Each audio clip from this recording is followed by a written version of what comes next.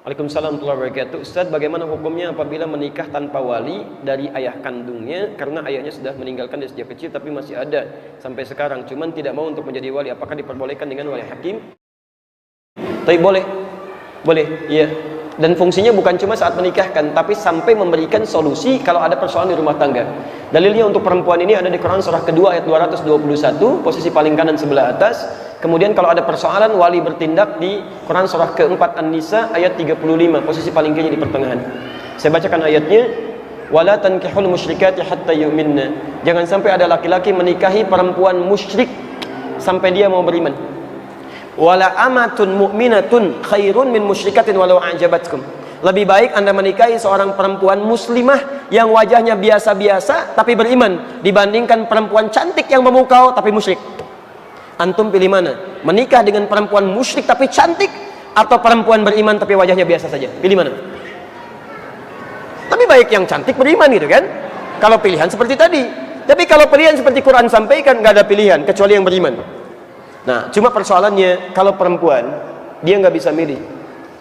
Maksud nggak bisa milih ini, dia nggak bisa menikah dengan sendirinya. Mesti ada yang menikahkan supaya bisa melindungi dia dalam kehidupannya. Ya, karena sifat perempuan kadang-kadang butuh perlindungan yang lebih dibandingkan dengan laki-laki. Baik teman-teman, maka kalimatnya berubah. Wala tunkihul musyrikina hatta yu'minu. Jangan pernah nikahkan anak perempuan Anda dengan laki-laki musyrik sampai dia mau beriman. Jangan pernah nikahkan. Dari redaksi ini kata para ulama disepakati bahwa harus ada fungsi wali bagi perempuan ketika dia mau menikah. Siapa wali ini? Adalah kerabat terdekat. Pertama dari ayahandanya yang mengandung, yang menjadi wali atau wali rahimnya, ya, ayah biologisnya. Kalau masih ada, ya, atau masih ada, dia punya kesanggupan. Tapi kalau sifat kesanggupannya istita'ah hilang dari dirinya, misal ayahnya masih ada, tapi nggak sanggup untuk menikahkan karena saking harunya misalnya. Sampai mengucapkan kalimat ijab dan qabul misal, ya, bisa jadi keliru.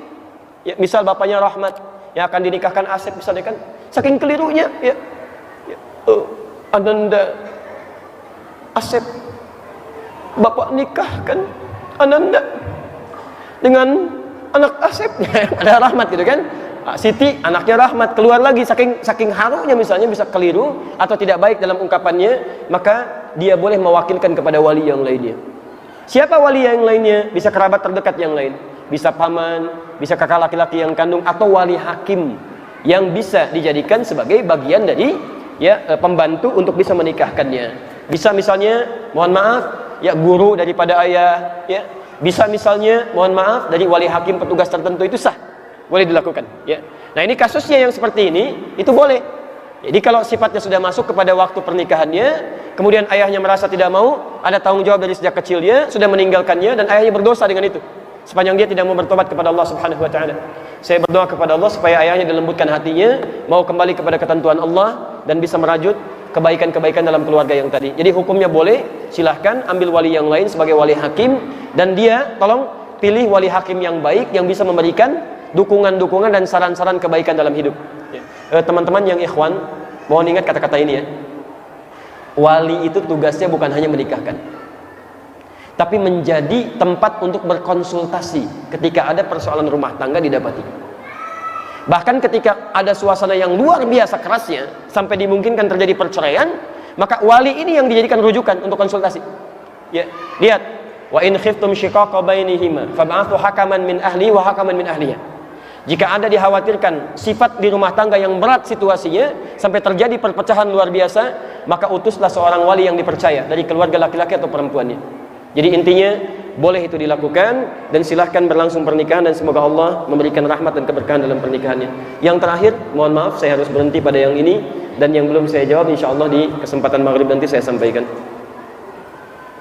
Ilahi las tulil firdausi ahla wala aqwa ala naril jahimi dunubi mislu adadir rimali innaka ghafiruz zambil azimi.